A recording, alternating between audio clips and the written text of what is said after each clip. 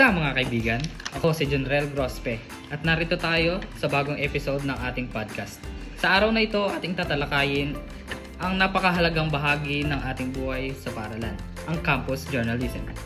Ano nga ba ang papel nito sa ating pamayanan at bakit mahalaga ito sa ating lipunan? Narito ang ating podcast. Unang-una, ano nga ba ang campus journalism? Ito ay isang paraan ng pagbibigay ng impormasyon, opinyon at pagsusuri sa mga pangyayari sa loob ng paaralan gamit ang pagsulat, pagkuha ng litrato at pagbuo ng mga pahayagan o iba pang media platforms. Ito ay hindi lamang isang aktibidad sa eskwelahan kundi isang mahalagang bahagi ng pagpapalawak ng kaalaman at pagpapalalim ng kasanayan sa pag-aaral. Bakit nga bang mahalaga ang campus journalism sa ating pamayanan? Isa sa mga halagang hatid nito ay ang pagbibigay ng boses sa mga mag-aaral. Ito ay nagbibigay ng platform para maipahayag ang kanilang mga saloobin, opinyon at mga panawagan.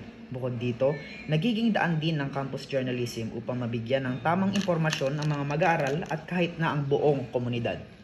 Sa kabila ng kahalagahan nito, hindi rin natin may iwasan na mayroong mga hamon sa larangan ng campus journalism. Isa na rito ang pagharap sa mga hamon sa kalayaan sa pamahayag at ang responsableng paggamit ng impormasyon. Subalit, sa kabila ng mga hamon, may mga pagkakataon din na nagbubukas sa mga manunulat, mamamahayag at pati na rin sa mga mambabasa upang patuloy na lumago at magtagumpay. Sa huli, ang campus journalism ay hindi lamang isang simpleng aktibidad sa eskwelahan. Ito ay isang makabuluhang bahagi ng ating lipunan na may malaking papel sa pagpapalaganap ng kaalaman, pagpapalakas ng boses ng mga mag-aaral, at pagpapalawak ng kamalayan. Sa pamamagitan nito, nagiging mas malaya at makabuluhan ang pagpapahayag ng mga kaisipan at opinyon. Kaya't hinihikayat namin ang lahat na suportahan at pahalagahan ang campus journalism sa ating paaralan at komunidad. Maraming salamat sa pakikinig sa ating podcast ngayong araw. Huwag kalimutang mag-subscribe at mag-iwan ng mga komento at feedback.